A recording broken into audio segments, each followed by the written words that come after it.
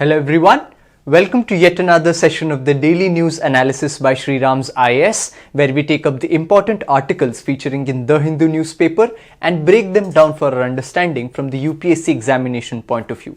So let's start our today's discussion by taking the important articles featuring in the New Delhi edition of the Hindu newspaper. And let's take up our first article for the day, which reads, "Why is there friction between the government and the judiciary?"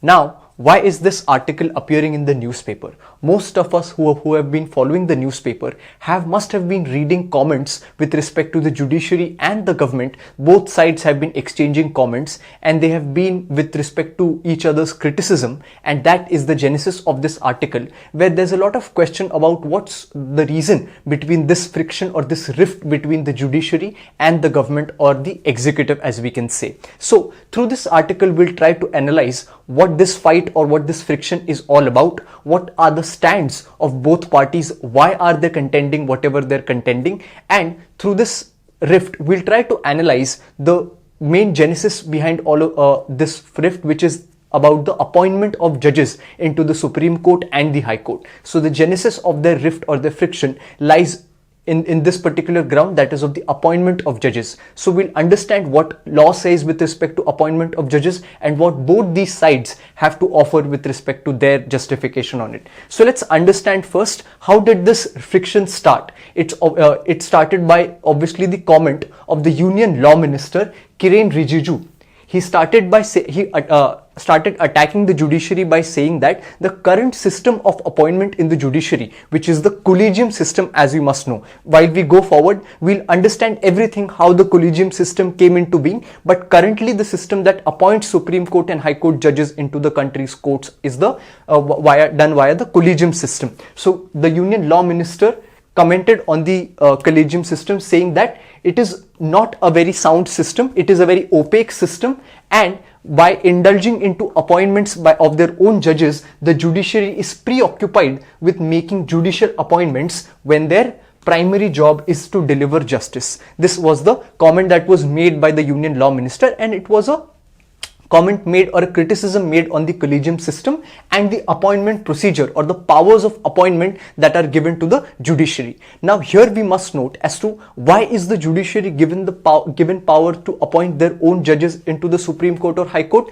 This is followed by the principle of independence of the judiciary. We always talk about the judiciary being independent, but when we translate into practicality, how can the judiciary be kept independent when who is appointed as a judge of the High Court or the Supreme Court, there is sufficient autonomy or there is sufficient independence to the Supreme Court or High Court to do that. When that will happen, only then the independence of judiciary will take place. So that is the system of appointment up until now, which the Union Law Minister criticized upon. So now the Supreme Court responded to it, saying that this kind of exchanging of criticism or critic comments is not a good thing, where the government should work with a sense of constitutional statesmanship rather than finding fault with each other. This was the oral remark that Supreme Court had done. Then more things followed, where the Vice President also jumped into the debate. The recent Vice President, who is Jagdeep Dhankar, also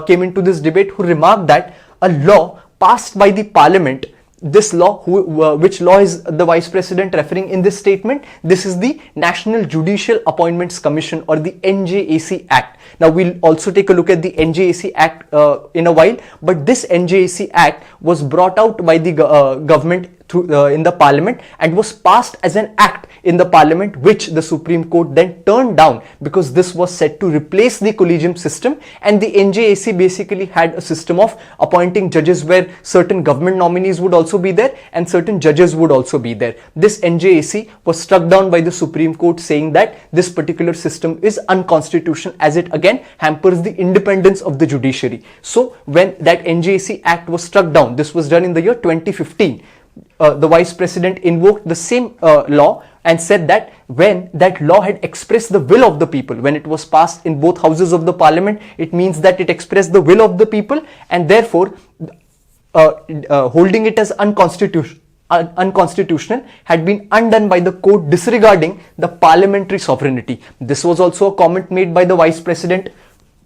So thus started the series of exchange of comments between the government and the judiciary. Then the Supreme Court officially delved into this debate via Justice Sanjay Kishan Kaul. On December 8, he also remarked that nobody was stopping the government from bringing a new law on judicial appointments, right? So he remarked that the current system that is there, which is the collegium system, nobody is stopping the government from bringing a new system, but until a new system is brought and the due process is followed on that, the current system of the collegium system and its memorandum of procedure, we'll take a look at this also. What exactly is memorandum of procedure? The current system is the final word, at least until now. That is what the Supreme Court said, and this is where the fight or the rift between the two stands until now, where both parties have their own stands. So as we can see, the genesis of this friction or rift lies in the appointment of the judges in the Supreme Court and High Court, and the system of this appointment, and who should have a say in appointing the judges. So at the heart of all these comments and exchange of views lies this particular issue. So from the examination perspective, let's understand this issue. And while we start, first let's understand exactly what is the appointment procedure of the judges for the Supreme Court and the High Court. So for the appointment of judges in the Supreme Court, Article 124 of the Indian Constitution comes to our aid, which enlists provision for appointing judges of the Supreme Court, which says that it mentions the following people eligible to become a Supreme Court judge. So it gives us certain qualifications. What are they? A High Court judge who has held the post for 5 years or more can be eligible for becoming a Supreme Court judge. Similarly, an advocate who has practiced in the High Court or Supreme Court for 10 years or more also becomes eligible for becoming a Supreme Court judge. Or a distinguished jurist. Well, jurist means that he is known as an eminent personality in the field of law. He need not be a judge, and he just there is no prerequisite that he has to be a judge or an advocate. Just a eminent jurist can also qualify if the appointing authority feels so. Why is this condition being kept? So that if there is any other personality who's fit to be a judge, he or she should not be excluded from it. That is why this condition is given. So these are the three qualifications given under the Constitution, which says that these people who qualify these particular conditions are eligible to become a judge of the Supreme Court. Now, if these are the qualifications, who is the appointing authority and how would they be appointed? Article 124 clause 2 says that the President of India shall appoint the judges after consultation with such number of judges of the Supreme Court or High Court as he deems necessary. So this is the line which is mentioned in Article 124, and whatever discussion we have in the future, this line stands at the center of this discussion, because it is this line that has been interpreted by the judiciary, which was then acted upon by the government or not acted upon, whatever happened. This is the line from where it all starts. So let's pay attention to this. What does this Article 124 clause 2 say? It says that President shall appoint the judge. So the appointing authority is the President, or as we can say, the executive appoints the judge of the Supreme Court, but after consultation of such number of judges of the Supreme Court and High Court. So it says that the President will appoint, which means that the judge would be appointed under the seal of the President, but the Supreme Court and High Court judges should be consulted before appointing. So it is this interpretation of the word consultation that started a row of cases in the judiciary, which actually interpreted how the process of appointing the judges should be done. So this was the phrase mentioned in the Constitution. So obviously there started confusion, whereas which said that does the authority to appoint the Supreme Court judge lie with the President or the executive, or it lies with the Supreme Court judges? This question went to the Supreme Court, and it was decided in the series of cases known as there are 4 cases which decided on this issue, which are shortly named as the first judge's case, the second judge's case, third judge's case, and the fourth judge's case. In these 4 cases, the question of who exactly holds the power to appoint the judges was decided, and it is in this 4 judges case the collegium system developed. So what exactly is this collegium system and how did it come to develop? So in the first judges case, which happened in 1982, when this question went in front of the Supreme Court as to who exactly holds the power, the executive or the judiciary, it interpreted that the court held that the word consultation, this word which we saw right now in Article 124 clause 2, which said that consultation should be done with the judges. So this word consultation does not mean concurrence, and it only implies exchange of views. So in the first judge's case, the court held that the word which mentions consultation, the meaning of this word consultation does not mean compulsory consultation, and it only means exchange of views. What this means is that whatever view the judges have with respect to the number of judges or who should be appointed, that opinion is not binding on the president or the executive.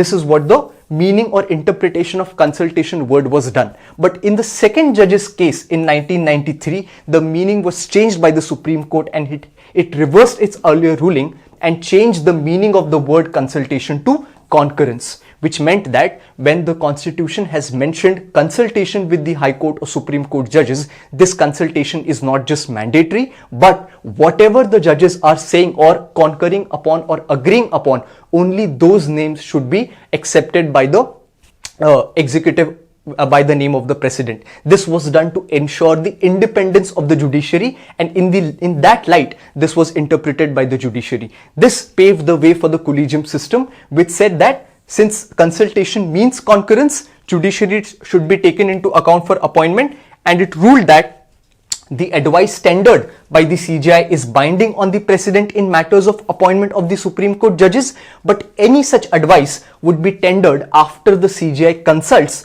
with two of his most senior judges. This laid the foundation of the collegium system, which is nothing but a system of appointment of judges in a group manner, where the CJI would be the head of that group and certain other judges would be a part of that group. So in the second judge's case, it was said that two senior most other judges would be a part of the group. It was also decided in the case that president should appoint the senior most judge in the Supreme Court as the Chief Justice of India. This was laid down in the second judge's case. So we can say that the genesis of collegium lies in the second judge's case, and nowhere in the Constitution such a word such as collegium system is mentioned in it. Right? Then came the third judge's case in 1998, 5 years after the second judge's case. What did this case held? This case also elaborated on the concept of collegium system, where the consultation process to be employed should be based on plurality of judges, which means that the 3, which was the earlier number in the second judge's case, was increased, and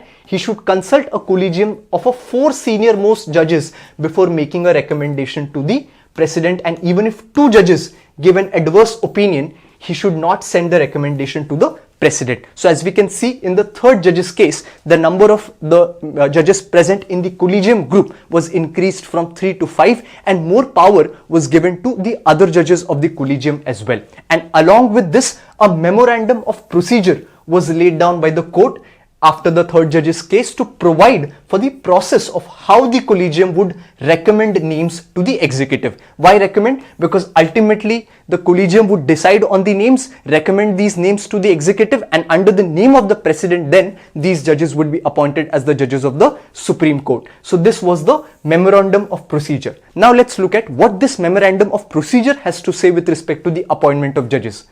This, as we know, is the document which enlists the procedure as to how the collegium system will select the judge, or what would be the procedure that the court will follow. So this particular memorandum of procedure says that the initiation of a proposal for appointment of a Supreme Court judge vested with the CJI, and that of the High Court judges with the Chief Justice of those High Courts concerned. So who can initiate a proposal for appointing the judge? It can be done by the CJI of the Supreme Court or the High Court concerned. This was the first power that was vested with these particular CJIs of the High Court and Supreme Court respectively. Then the memorandum of procedure says that it required the Chief Justices of the High Courts to initiate the proposals 6 months prior to the vacancies. Now this is also a logical step. If there is any vacancy in the High Court or the Supreme Court, the initiation of the proposal should be done some months prior to their seat getting vacant. So the memorandum of procedure says that the proposal should be initiated 6 months before the post of the judge actually becomes vacant. So this is the requirement which is mentioned in the memorandum of procedure next. Then it says that after these names are selected, the president can either accept the recommendation or send it back for reconsideration. And once he sends it back, the reconsidered advice must be accepted by the precedent. So after sending it back, whatever suggestions, whatever names the Supreme Court Collegium gives, those names would have to be accepted by the President. So this was all in all the procedure that was laid down by the Supreme Court via these 4 judges case, and the collegium system and the memorandum of procedure laid down under these cases. Now this was the this was the system. To break this system or to counter this system, one can say the government through the parliament brought out a change or amendment in the constitution where it wanted to change the procedure of amendment of these judges. How was this done? It was done through the 99th Constitutional Amendment Act, which was brought out in the year 2014. UPSC has asked a question on the NJAC and the Supreme Court's judgment on this particular Amendment Act. So what did this Amendment Act try to do? It brought out, as I mentioned before, the NJAC or the National Judicial Appointments Commission, wherein it wanted to alter the system of appointment and also wanted government's say in appointment of the judges. So therefore, the procedure that it laid down under the NJAC Act was that the NJAC or the Commission was to recommend the Chief Justice of India and Chief Justices of High Court based on seniority, while the Supreme Court and High Court judges were to be recommended based on ability, merit and other criteria. And unlike the collegium system, the Act enables both executive and judicial members to serve on the NJAC. So the one major difference that we can note is where the collegium only has judges, the NJAC both has members from the judiciary as well as from the executive, and empowered any 2 members of the NJAC to veto a recommendation. So when we say that veto power exists, one member can disrupt or disregard the suggestions made by other members. So 2 members would have veto powers as well.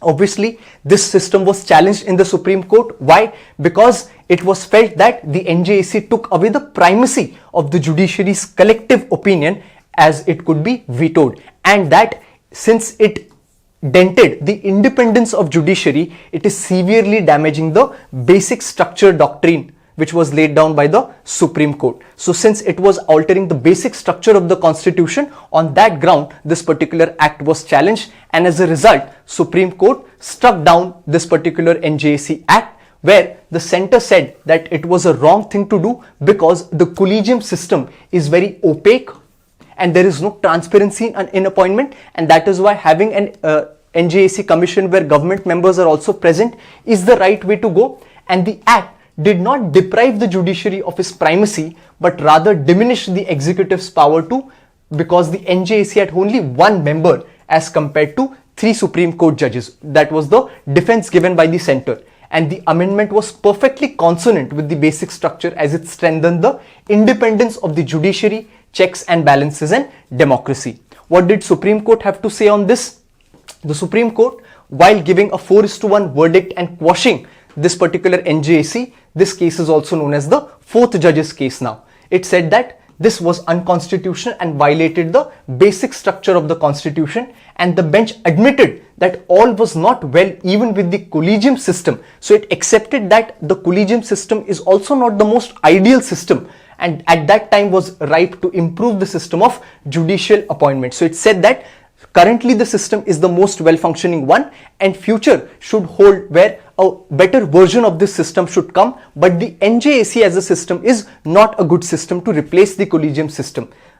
Obviously, this particular Supreme Court ruling was criticized, saying that, as the Vice President also pointed out, that this particular act was coming into the Supreme Court after being passed by the 2 houses, which means that it represents the will of the people, and Supreme Court, by not respecting it, has also violated some of its duties, and that is how the ruling was criticized. So here we stand now with respect to what the collegium system is, what the NJAC has to say. So now what is the basis for the current reason for the arguments between centre and the judiciary? As we know, there are various vacancies in the high courts, and in the current system that we saw, there are a lot of names recommended by the Supreme Court and High Court to the centre in order to appoint those judges into the Supreme Court or High Court. And the centre has to say that the names are not recommended by the Supreme Court or High Court in time, and the Supreme Court or High Court have to say that the centre is sitting on those names and not taking any decision. So both these parties have their problems with each other. So I would like to know from you all in the comment section, what should be done to resolve this issue, and what do you think is the solution for this conflict? Do let me know your views in the comment box below. And with this, let's move on to our next article for the day. The next article which appears in the newspaper reads, Government to turn 36,428 villages as model tribal villages. Now, why is this article appearing in the newspaper? Via this article, the government is launching the Pradhan Mantri Adarsh Gram Yojana. Now, this is a scheme for development of the tribal villages. So, it is brought out by the Ministry of Tribal Affairs, which would be dealing with this particular scheme.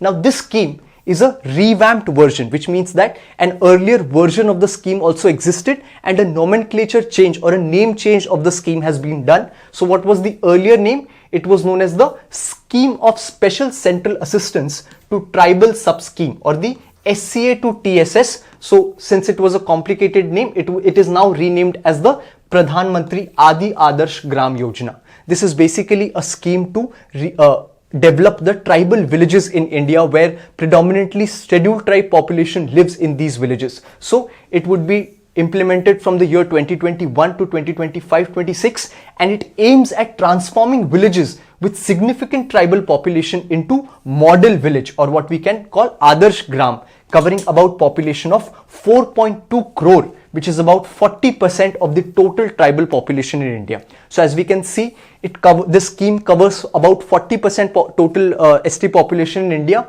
and through their development of the villages, it wants to bring development into their own lives. So it is envisaged to cover some 36,000 villages having at least 50% tribal population and 500 STs across the states and union territories with notified scheduled tribes. So what are the features of this particular scheme? What does it exactly intend to do? The main feature or the main objective of this scheme is to achieve integrated socio-economic development of these villages through convergence approach. Now, what do we mean by the convergence approach? The convergence approach would mean that all those objectives or schemes which are there for the upliftment of the tribals should work in a converging manner, or should work in a unified manner to cause the integrated socio-economic development of these tribal people. So to achieve this, it includes preparing village development plan based on the needs, potential and aspirations of those tribal villages. It also includes maximizing the coverage of individual or family benefit schemes of the central state governments and improving the infrastructure in vital sectors like health, education, connectivity and livelihood. Then it envisions to mitigate gaps prominently in 8 sectors of development. So it envisages work done in 8 major sectors, which is road connectivity. So the roads in these villages would be made better, either internal or inter-village. Then telecom connectivity would be made better, which through which mobiles and internet would be provided. Then schools would be made better, Anganwadi centers which would take care of the primary healthcare, health sub-center, drinking water facility, drainage and solid waste management. As we can see, these 8 sectors of development form the very fundamental sectors of development which, if taken care of, can result into the development of these villages. That is why these 8 sectors have been taken. And how much money has been allocated for this? So a sum of 20 lakh per village as gap filling has been provisioned for approved activities, including administrative expenses under the Pradhan Mantri Adarsh Gram Yojana. If we talk about the total outlay during the year next 21-22 to 22-23, a total of about 16,000 villages have been taken, and a total outlay of 1,927 crore has already been released to the states and village development plan. So this was the important information with respect to the scheme, which becomes important for us from the examination perspective. And with this, we come to the end of today's discussion, and we'll meet again tomorrow with the important articles from the day. Thank you.